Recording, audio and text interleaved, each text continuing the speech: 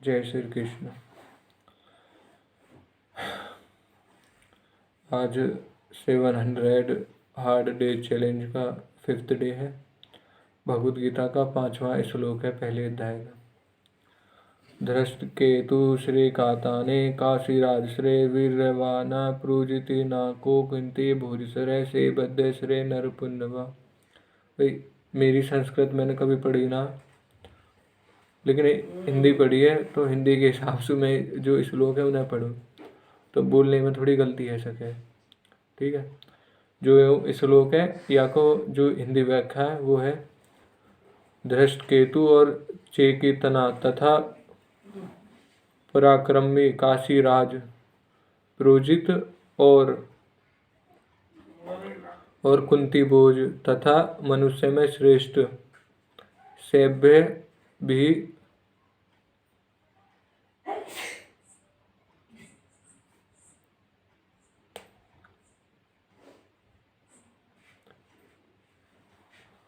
सभ्य है। यह हिंदी अर्थ तो यही है भाई, व्याख्या या की है।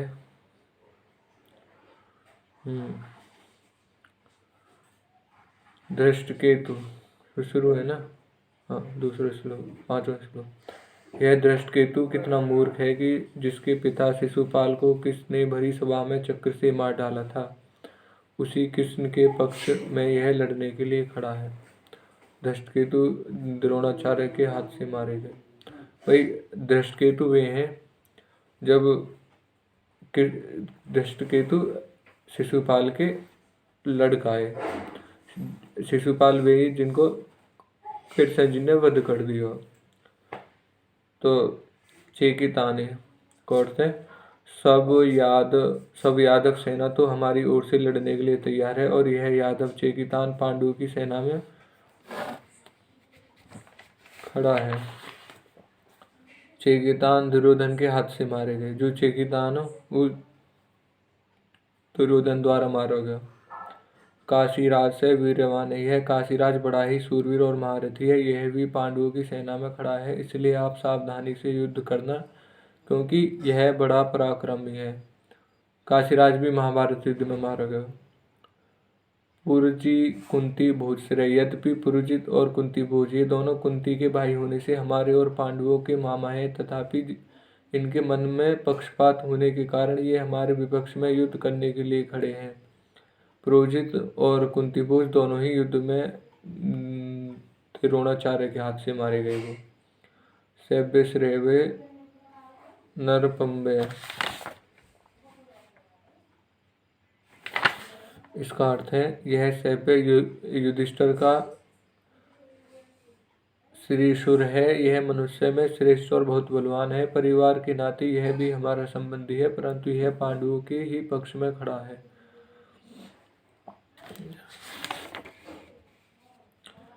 प्रेतिष्य तथा कर्तु तथा नान्यो धन्योर्ते तस्मो भावती लोक सत्यमेव महाभारत। हाँ, इस श्लोक का तात्पर्य क्या है? यह श्लोक में सीधी सी बात है, जो दुर्योधन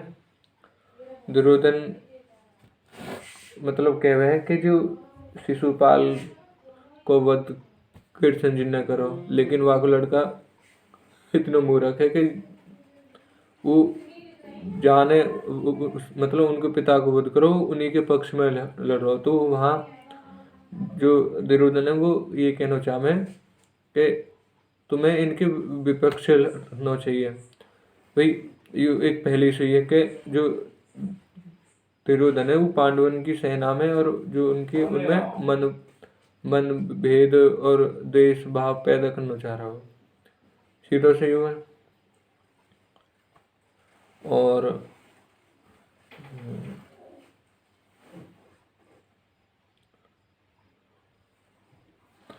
थोड़ा सा रिवीजन कर लें भाई। 10 मिनट की वीडियो में रिवीजन भी होगा जो पिछले श्लोक है।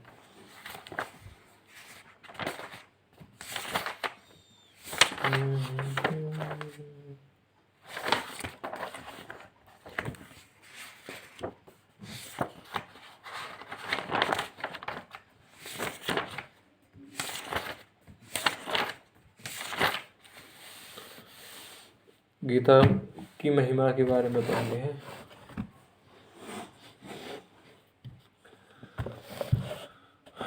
श्रीमद् भगवद गीता महिमा अगाध और असीम है। यह भगवद गीता ग्रंथ प्रस्थान यंत्र में माना जाता है। मनुष्य के उद्धार के लिए 3 राजकुमार प्रस्थान नाम से कहे जाते हैं। एक वैदिक प्रस्थान है जिसको उपनिषद कहते हैं, और एक दार्शनिक प्रसाद है जिसको ब्रह्मसूत्र कहते हैं, और एक स्मार्त प्रस्थान है जिसको भगवद गीता कहते हैं। उपनिषदों में मंत्र हैं, ब्रह्मा सूत्रों में सूत्र हैं, और भगवद गीता में श्लोक हैं। भगवद गीता में श्लोक होते हुए भी भगवान की वाणी होने से मंत्र ही है। इन श्लोक में बहुत गहरा अर्थ भरा हुआ होने से इनको सूत्र भी कह सकते हैं। उपनिषद अधिकारी मनुष्य के काम की चीज़ है और ब्रह्मसूत्र विद्वानों के काम की चीज़ है, परंतु भगवद गीता सभी के काम की चीज़ है। भगवद गीता एक बहुत ही अलौकिक विचित्र ग्रंथ है। इसमें साधके के लिए उपयोगी पूरी सामग्री मिलती है, चाहे वह किसी भी देश का, किसी का वेश का, किसी भी समुदाय का, किसी भी संप्रदाय का, किसी भी वर्ण का, किसी भी आश्रम का कोई व्यक्ति क्यों ना हो। इसका कारण यह है कि इसमें किसी समुदाय विशेष की निंदा या प्रशंसा नहीं है, परंतु वास्तविक तत्व का वर्णन ही है। वास्तविक तत्व परमात्मा वह है जो परिवर्तनशील प्रकृति और प्रकृति जन्य पदार्थों से सर्वथा अतीत और संपूर्ण देश काल वस्तु व्यक्ति परिस्थिति आदि में नित्य निरंतर एक रस एक रूप रहने वाला है। जो मनुष्य यहाँ है और जैसा है, वास्तविक तत्व वहाँ वैसा ही पूर्ण रूप से विद्यमान है, परंतु परिवर्तनशील प्रकृति जन्य वस्तु व्यक्तियों में राग द्वेष के कारण उसका अनुभव नहीं होता। सर्वथा रोग द्वेष रहित होने पर उसका स्वतः अनुभव हो जाता है। भगवद गीता का उपदेश महान अलौकिक है। इस पर कई टीकाएं हो गई और कई टीकाएं होती ही चली आ रही हैं, फिर भी संत महात्माओं विद्वानों ने मन की गीता के नए नए भाव प्रकट होते रहते हैं। इस गंभीर ग्रंथ पर कितना ही विचार किया जाए तो भी इसका कोई पार नहीं पा सकता है। इसमें जैसे जैसे गहरे उतरते हैं वैसे इसमें गहरी बातें मिलती जाती हैं। जब एक अच्छे विद्वान पुरुष के भावों का भी चल अंत नहीं होता, फिर जिनका नाम रूप और यावंत नात्र अनंत है, ऐसे भगवान के द्वारा कहे हुए वचनों में भरे हुए भावों का अंत आ ही कैसा सकता है। इस छोटे से ग्रंथ में इतनी विलक्षणता है कि अपना वास्तविक कल्याण चाहने वाला किसी भी वर्ण, आश्रम, देश, संप्रदाय, मत आदि का कोई भी मनुष्य क्यों ना हो, इस ग्रंथ को पढ़ते ही उसमें आकृष्ट हो जाता है। अगर मनुष्य इस ग्रंथ का थोड़ा सा भी पठन करे तो उसके अपने उद्धार के लिए बहुत ही संतोषजनक उपाय मिलते हैं। हर एक दर्शन के अलग अलग अधिकारी होते हैं, पर गीता की यह विलक्षणता है कि अपना उद्धार चाहने वाले सबके सब अधिकारी हैं। भगवद गीता में साधनों का वर्णन करने से विस्तार पूर्वक समझने में एक एक साधन को कई बार कहने में संकोच किया गया है, फिर भी ग्रंथ का कलेवर नहीं पड़ा है। ऐसा संक्षेप में विस्तार रूपक यथार्थ और पूरी बात बताने वाला दूसरा कोई ग्रंथ नहीं दिखता।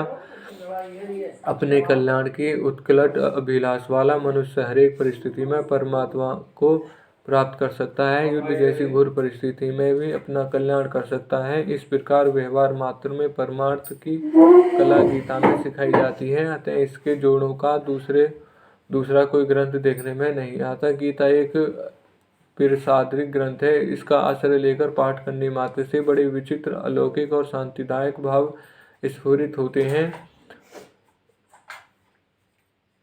मम्मा तुम वीडियो में आएगी?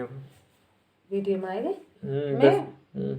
फिर कोई है वो गलत है वो गलत ना, चलो ठीक है। हम तो नहाते या कमरा में इसका मन लगाकर पाठ करने से मात्र से बड़ी शांति मिलती है। इसकी एक यह विधि है कि गीता पूरे श्लोक अर्थ सहित कंठस्थ कर लिए जाएं, फिर एकांत में बैठकर गीता के अंतिम श्लोक यत्र योगेश्वा कृष्णा यहाँ से लेकर गीता के पहले श्लोक धर्मक्षेत्र कुरुक्षेत्र यहाँ तक बिना पुस्तक के उल्टा पाठ किया जाए तो बड़ी शांति मिलती है।